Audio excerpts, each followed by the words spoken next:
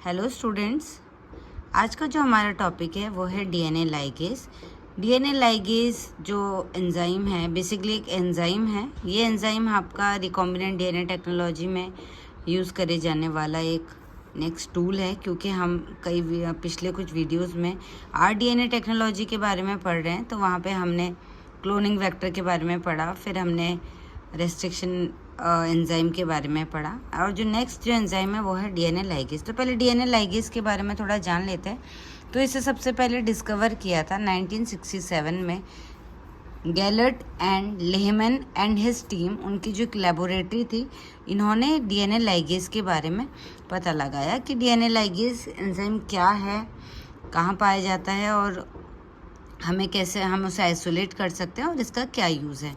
ठीक है, तो दूसरा जो पॉइंट है, it is an important tool in molecular biology. Molecular biology में ये इस्तेमाल करे जाने वाला टूल है। नेक्स्ट जो पॉइंट है, this enzyme play a significant role in DNA replication and repairing. ठीक है, क्योंकि हम जानते ही हैं हमारी बॉडी में जो हमारे डीएनए हैं वो डीएनए में कई बार डैमेज हो जाता है, कुछ डैमेज होने की वजह से, या फिर डीएनए में रेप्लिकेशन हो रहा है, तो उसकी वजह से जो डीएनए है वहाँ पर आपका कौन सा एंजाइम है जो एक इम्पॉर्टेंट रोल प्ले करता है।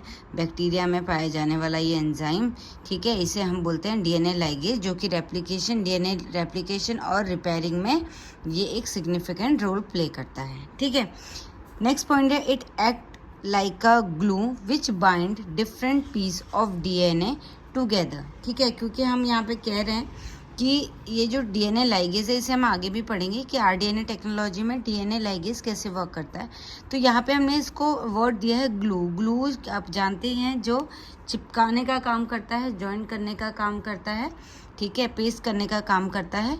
तो यहाँ पे एक ग्लू की तरह वर्क करता है, जो कि डिफरेंट पीस ऑफ जो डीएनए है उनको आपस में बाइंड करने का काम करता है डीएनए लाइगेज। ठीक है, इसके अलावा it maintaining genomic integrity by bridging the cleavage of the phosphodiester backbone of the DNA. Phosphodiester bond जो आपका बैकबोन है डीएनए का, वहाँ पे ये जो है डीएनए की इंटीग्रिटी को भी मेंटेन करने का काम करता है डीएनए लाइगेज। ठीक है, तो जैसे मैंने अभी आपको ऊपर एक पॉइंट में बताया कि डीएनए रेप्लिकेशन में और रिपेयरिंग में, और इसके अलावा रिकॉम्बिनेंट डीएनए टेक्नोलॉजी में आपका जो डीएनए लाइगेज है ये वर्क करता है। इसके अलावा नेक्स्ट है जो आगे हम पढ़ेंगे डीएनए लाइगेज के टाइप। तो वहाँ पे आप देखेंगे थर्मोस्टेबल डीएनए लाइगेज एक एंजाइम होता है। थर्मोस्टेबल जैसे आपको नाम से ही पता चल रहा है, जो हाई टेम्परेचर पर भी आपका स्टेबल रहेगा। तो ये 90 to 100 डिग्री सेल्सियस पे भी स्टेबल रहते हैं, ये डिग्रेड नहीं होते हैं। तो ये आपके इम्पॉर्टेंट रोल प्ले करते हैं लाइगेज डिटेक्शन रिएक्शन में, जिसे हम LDR भी कहते हैं, और लाइगेज चेन रिएक्शन जिसे हम LCR भी कहते हैं। इन रिएक्शंस में यहाँ पे ये वर्क करते हैं थर्मोस्टेबल डीएनए लाइगेज, और ये बेसिकली आपके क्या करते हैं, यूज़ होते हैं to detect of single nucleotide mutation में। इसके अलावा डायग्नोसिंग जेनेटिक डिसऑर्डर में भी आपके यूज़ होता है। तो ये ओवरऑल हमने डीएनए लाइगेज का एक इंट्रोडक्शन पढ़ा कि इसे डिस्कवर किसने किया है, इसको हम कहाँ पे यूज़ करते हैं, इसका बेसिकली डीएनए में इसका वर्क क्या है, ये क्या काम करता है, ये कैसे कौन से बॉन्ड फॉर्म करके आपका जॉइन करता है DNA, different fragments of DNA को। अब बात करते हैं डीएनए लाइगेज इन आरडीएनए टेक्नोलॉजी। क्योंकि हम रिकॉम्बिनेंट डीएनए टेक्नोलॉजी पढ़ रहे हैं, तो वहाँ पे हमारा जो मेन फोकस रहेगा कि डीएनए लाइगेज जो एंजाइम है वो आरडीएनए रिकॉम्बिनेंट डीएनए टेक्नोलॉजी में कैसे वर्क करता है। तो जैसे मैंने आपको लास्ट वीडियो में क्लोनिंग वेक्टर के बारे में बताया, रेस्ट्रिक्शन एंजाइम के बारे में बताया, और आज है डीएनए लाइगेज। तो आप यहाँ पे इन सबको आपस में ज्वाइन करके देख सकते हैं कि कैसे हर एक स्टेप पे आपके ये टूल्स यूज़ हो रहे हैं for the recombinant DNA technology. ठीक है, तो क्लोनिंग वेक्टर में जैसे मैंने आपको बताया था, क्लोनिंग वेक्टर है। ठीक है, तो क्लोनिंग वेक्टर में हम यहाँ पे आपका रेस्ट्रिक्शन साइट है, इसको हम कट कर लेंगे with the help of restriction enzyme. यहाँ पे हम कट क्यों कर रहे हैं क्लोनिंग वेक्टर को, ताकि हम यहाँ पे अपना इंटरेस्ट ऑफ जीन को यहाँ पे हम पेस्ट कर सके। ठीक है, इसीलिए हमने इसे कट किया with the help of restriction enzyme. ठीक है, तो आपको क्लोनिंग वेक्टर और रेस्ट्रिक्शन एंजाइम का वर्क समझ में आ गया। फिर बात आती है डीएनए लाइगेज। अब हमें यहाँ पे क्लोनिंग वेक्टर मिल गया है, जहाँ पे एक फ्री स्पेस अवेलेबल है। इसको हम यहाँ पे हम क्या करेंगे, जो इंटरेस्ट ऑफ जीन हमारे पास अवेलेबल है उसको हम यहाँ पे पेस्ट कर देंगे with the help of DNA ligase. तो डीएनए लाइगेज का काम, जैसे मैंने आपको पहले बताया, टैक्ट लाइक अ ग्लू, तो यहाँ पे ग्लू की तरह वर्क करे, पेस्ट करने का काम कर रहा है। तो इंटरेस्ट ऑफ जीन को यहाँ पे क्लोनिंग वेक्टर में ये आपका क्या कर देगा, पेस्ट कर देगा, और ये आपका क्या बन जाएगा, ये आपका बन जाएगा recombinant cloning vector.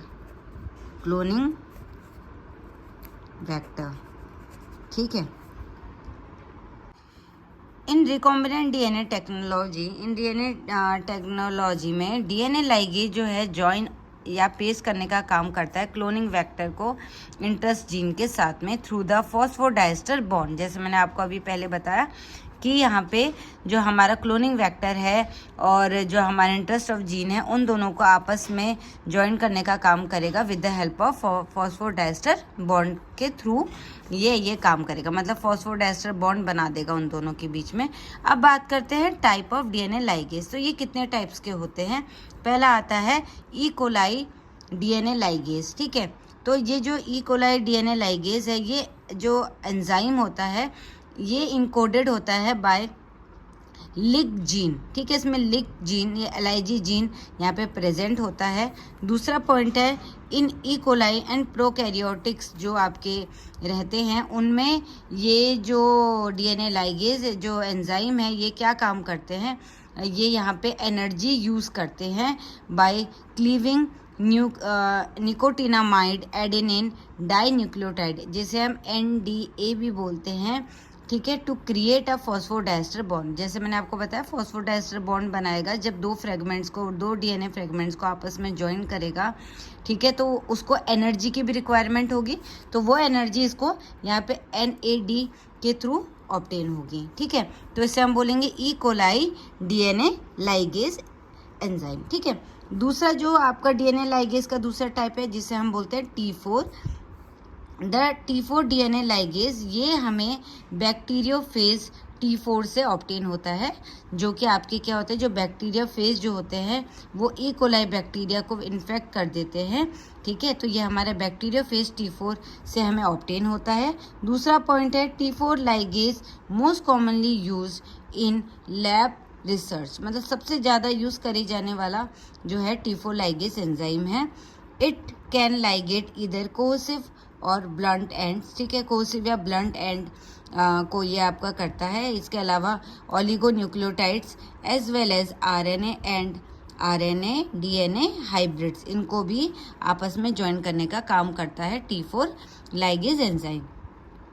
It require ATP as cofactor. यहाँ पर ये ATP जो है एनर्जी यूज़ करता है एज कोफैक्टर की तरह, ATP की तरह इसे यूज़ करता है। तीसरा आता है थर्मोस्टेबल डीएनए लाइगेज।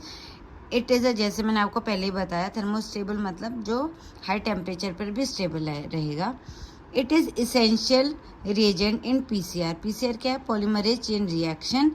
ठीक है, it is isolate from the thermophilic bacterium. Thermophilic bacteria से हमको ये आइसोलेट होता है thermostable DNA ligase. Third point है it remain stable at high temperature 90 to 100 degree Celsius पे भी ये आपका स्टेबल रहता है, और इसको हम टैग डीएनए लाइगेज एंजाइम भी कहते हैं। तो हमने यहाँ पे डीएनए लाइगेज के बारे में पढ़ा, इसका इंट्रोडक्शन पढ़ा। ठीक है, उसे हम डीएनए टेक्नोलॉजी में कैसे यूज़ करते हैं और इसके टाइप्स क्या हैं, ये हमने इसके बारे में पढ़ा।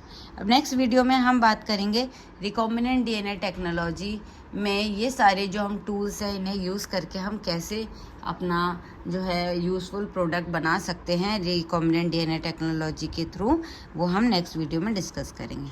आई होप ये वीडियो आपको समझ में आया हो। Thank you.